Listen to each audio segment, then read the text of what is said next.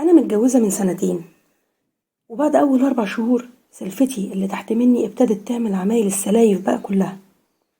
في الأول كنت بنزل أقعد معاها شوية مرة مرتين، وباجي في التالتة أنادي عليها عشان أنزل لها أو هي تطلع لي، يقولوا لي خرجت، أو تروح هي بصلي وتقول لي أنا خارجة.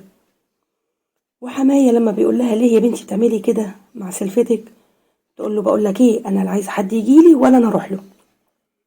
أنا كنت بتعامل معاها عادي زيها زي أختي، لأن أنا برضو متربية في بيت عيلة، وكلنا كنا بنحب بعض، وبيبان شققنا كلها مفتوحة على بعضها. المهم بقت بتعمل مشاكل وتلقح كلام هي وبنتها، وتقول كلام لجوزها غلط، لغاية ما خلته يبقى مشحون ناحيتنا، وطبعا أنا بالذات، ويطلع يشتم من البلكونة لو نزلت حتى السبت، يعني حتى الموضوع تافه، ويقعد يتلكك هو ولا هي، لغاية ما قلت لها طب ركبي تندة، تروح شاتمة وداخلة، وتفضل تخبص لجوزها عليا، يرجع من الشغل يشتم ويزعق، لغاية ما خليته يقطع حتى السلك بتاع الجرس بتاع الباب اللي من تحت، وكسر الدش بتاعنا اللي على السطوح كمان. فمرة بكلم حماية بقول له هو الجرس ماله مش شغال ليه، راح التاني طلع يزعق لنا من البلكونات. ومرة كنت في حالي ونازلة فلاقيه على السلم، قلت سلام عليكم، ما ردش، برضو ما حطيتش كل ده في دماغي.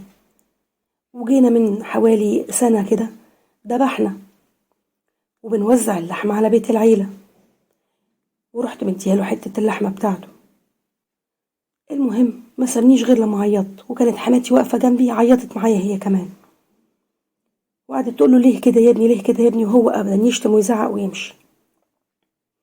رحت بعدها بكام يوم وديت له ابني، بعتهوله بنصيبه من الذبح، راح مزعق لابني ومزعله، ومخلينا كلنا نقضي بقى ايام العيد كلها في نكد. وابني قال لي يا ماما انت السبب، كسر بخاطر ابني منه لله.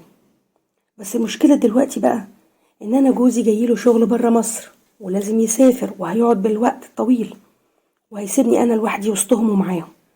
فبقيت انا دلوقتي مش عارفة اتصرف ازاي، افضل مكملة كده وكافية خيري شري في البيت ده، ولا اسيبه واقول لجوزي اعزل قبل ما هو يسافر، واخد عيالي والمهم واسيب لهم الجمل بما حمل زي ما بيقولوا. الموضوع ده محيرني، وفي نفس الوقت انا كمان خايفة.